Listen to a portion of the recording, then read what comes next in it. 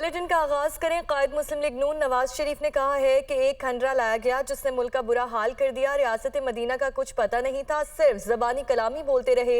190 million pound का scandal बहुत बड़ा है। बंद लिफाफा दिखाकर अप्रूवल लेते रहे, लिफाफा खोल कर ही नहीं दिखाया। अगर आप कौम के 60 अरब रुपए खा जाएंगे तो बिजली की कीमतें तो बढ़ेंगी। चोर चोर कहने वाले खुद सबसे बड़े चोर हैं। कायद मुस्लिम लीग नून नवाज शरीफ ने कहा है कि एक खलंडरा लाया गया जिसने मुल्क का बुरा हाल कर दिया। रियासत मदीना का कुछ पता नहीं था, सिर्फ जुबानी कलामी बोलते रहे। 190 मिलियन पाउंड का स्कैंडल बहुत बड़ा है। बंद लिफाफा देखा खाया गया। हमारे मुल्क में बदनसीबी है हमारी कि इस तरह के खेल खेले जाते रहे हैं।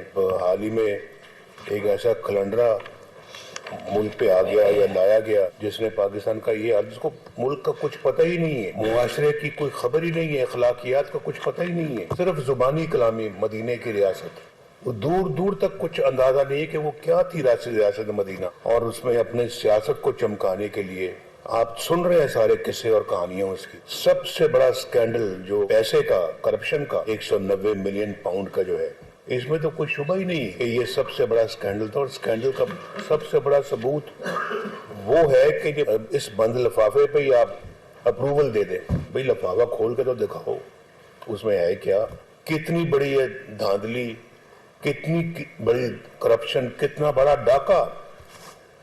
और फिर कहते जी कि बिजली की कीमतें बढ़ गई। बिजली की तुम 60 अरब रुपए खा जाओगे कौम का, तो बिजली की कीमत नहीं बढ़ेगी तो क्या बढ़ेगा फिर। आज भी मैं मुकदमे भुगत रहा हूँ और झूठे मुकदमे, सर्टिफिकेट लगा हाई कोर्ट का, ये सब बोगस थे। अब जिन्होंने बोगस मुकदमे बनाए हैं, कोई उनसे पूछेगा कि आपने क्यों बनाए? कौम को बताएं कि डाका डाला किसने इस मुल्क में। चोर चोर कहने वाले खुद चोर है, सबसे बड़े चोर है, और दूसरों को चोर चोर कहते हैं। इस मुल्क को खराब किया किसने है, इस मुल्क को यहां तक पहुंचाया किसने है, और इसकी अकाउंटेबिलिटी होनी चाहिए। हैदराबाद में साबिक वज़ीर आला सिंध मुराद अली शाह प्रेस कॉन्फ्रेंस कर रहे हैं। लेवल प्लेइंग फील्ड दें, और लाडला जो कभी 2013 में लाडला बन गए थे, और इलेक्शन खत्म होने से पहले आपको याद होगा अभी इलेक्शन की काउंटिंग चल रही थी तो ऐलान कर दिया था कि हम जीत गए। 2018 में एक और लाडला बना दिया। अब ये 2023-24 में लाडला नहीं चलेगा, अब 23-24 में अवाम की राय चलेगी, और इंशाल्लाह ताला अवाम की राय बड़ी क्लियर है।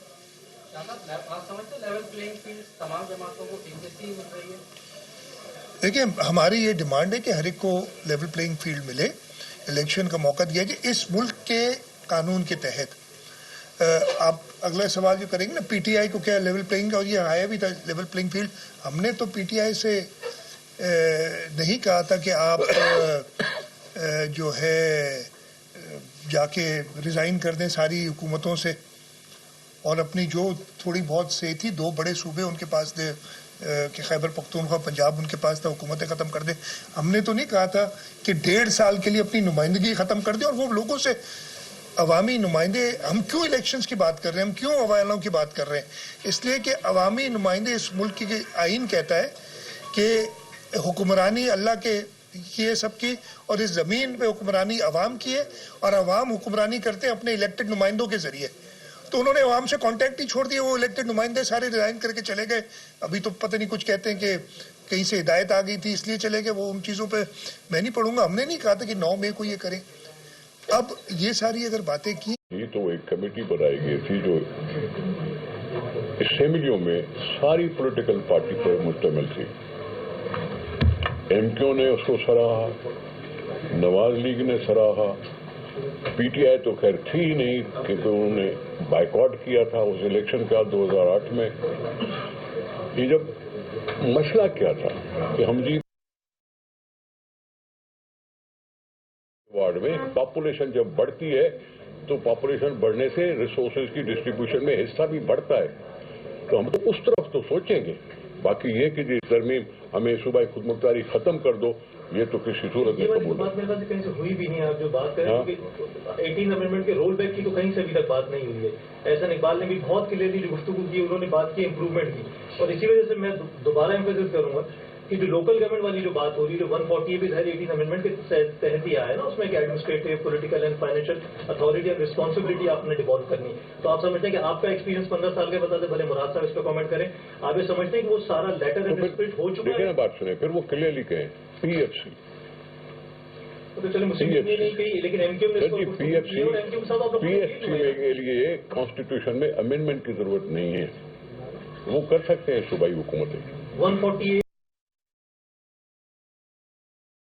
लेटर एंड स्पिरिट इंप्लीमेंट हो चुकी है, वो तो हो रही है, जब सबको मिल रहा है, सबको पता है कि जी इस कानून ये है और इस कानून के तहत अख्तियारात भी हैं, ये भी है, सब कुछ है, तो फिर मैं क्या कहूँ कि जी क्यों नहीं हो रही है।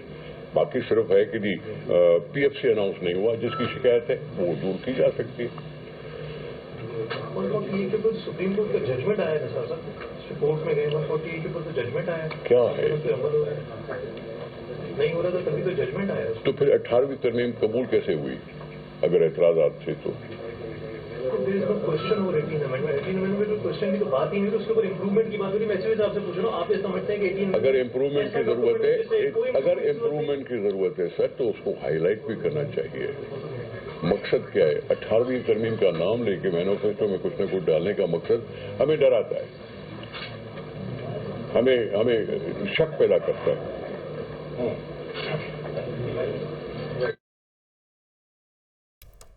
हैदराबाद में रहनुमा पीपल्स पार्टी मुराद अली शाह और दीगर न्यूज़ कॉन्फ्रेंस कर रहे हैं। मुराद अली शाह ने कहा कि हम कभी लाडला बनकर इक़्तिदार में नहीं आए, हमारी डिमांड है सबको लेवल प्लेइंग फील्ड मुयसर हो। हमने नहीं कहा था कि 9 मई के वाक़यात करें। रहनुमा पीपल्स पार्टी और दीगर प्रेस कॉन्फ्रेंस कर रहे हैं हैदराबाद में, और उन्होंने कहा कि हमारी डिमांड है सबको लेवल प्लेइंग फील्ड मुयसर हो। और उन्होंने मज़ीद कहा कि हम कभी लाडला बनकर इक़्तिदार में नहीं आए, हमारी डिमांड है सबको लेवल प्लेइंग फील्ड मिले। हमने नहीं कहा था कि 9 मई के वाक़यात करें।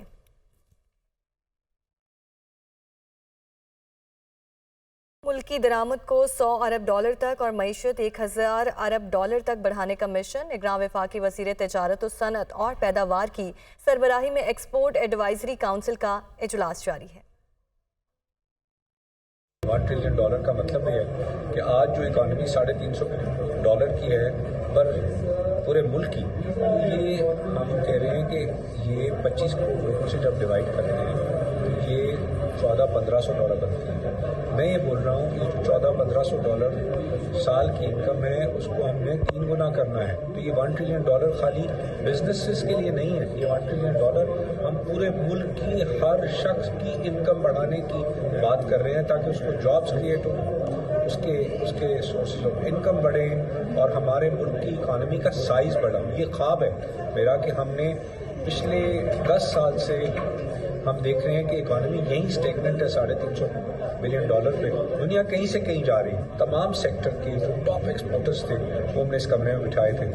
टेक्सटाइल की $19 बिलियन की एक्सपोर्ट है, तो तकरीबन कोई $5 से $6 बिलियन के यही 10 ग्रुप्स थे जो कि 30%।